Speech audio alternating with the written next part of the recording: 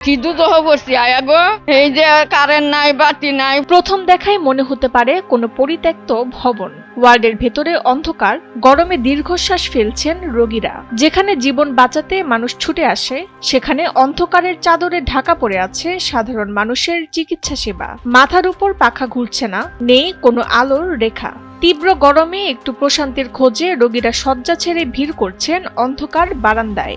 বাড়ির নামাই কারে রয়েছি গরমে লাগে কেউ কারো তাই না রুমের ভিতরে উঠবো তো কথা বই তখন জানা তাড়াতাড়ি কারেন্ট দিই হাসপাতাল দিছে রুগীর লাগে রুগী যদি অসুস্থ হয় কিন্তু আমার হাসপাতাল আমরা বাইর যেতাম গা বাইক পরে গিয়ে মরি। দিনের অর্ধেক সময় জুড়েই এখানে চলে লোডশেডিং। বৈশ্বিক জ্বালানি সংকটের দোহাই দিয়ে বন্ধ রাখা হয় বিদ্যুৎ, অথচ বিকল্প কোনো জেনারেটর বা সৌর বিদ্যুতের ব্যবস্থা নেই এখানে। সারাদিনে আমরা 2-3 ঘন্টা বিদ্যুৎ পাই, এই যে অনেক বিদ্যুৎ গেছে গা, রুগীরা কষ্ট করতেছে, লাইট নাই, এই বাতি নাই, কিছু নাই। আমি অনেক খুশি, এতটাই খুশিতে আমি আমার সারা শরীর আমার আমি ভিজে যাইতেছি। রুগী হাসপাতালের অবস্থা মেলায় বয়ান যেন মশার লাগি অন্ধকারে থাকতে থাকে। বিদ্যুৎ চলে গেলেই থমকে যায় জরুরি চিকিৎসা কার্যক্রম। হার্টের কিংবা শ্বাসকষ্টের রোগীদের জন্য অতি প্রয়োজনীয় অক্সিজেন সেবা দেওয়া সম্ভব হচ্ছে না। এমনকি অস্ত্রোপচারের সরঞ্জাম জীবাণুমুক্ত করার কাজও ব্যাহত হচ্ছে মারাত্মকভাবে। শ্বাসকষ্ট জনিত যেসব রোগী থাকে তাদেরকে আমাদের নেবুলাইজেশন দেওয়া দরকার পড়ে, সেই নেবুলাইজেশন মেশিনটা আমাদের কাজ করতে পারতেছে না।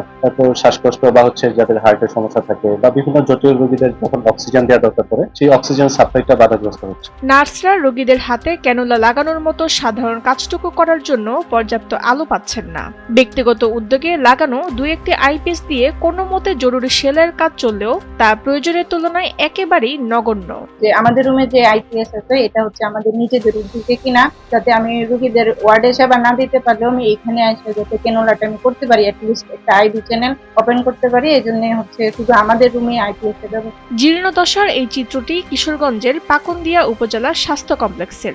হাসপাতাল কর্তৃপক্ষের দাবি, উপজেলা পরিষদ বা পৌরসভা থেকে যদি আইপিএস এর ব্যবস্থা করা যেত, তবেই সাধারণ মানুষের ভোগান্তি কিছুটা লাঘব হতো।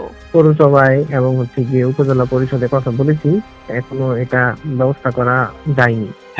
বিকল্প বিদ্যুতের লাইন চলে আসলে হয়তো আমাদের বিদ্যুতের সমস্যাটা অনেকটা কমে যাবে।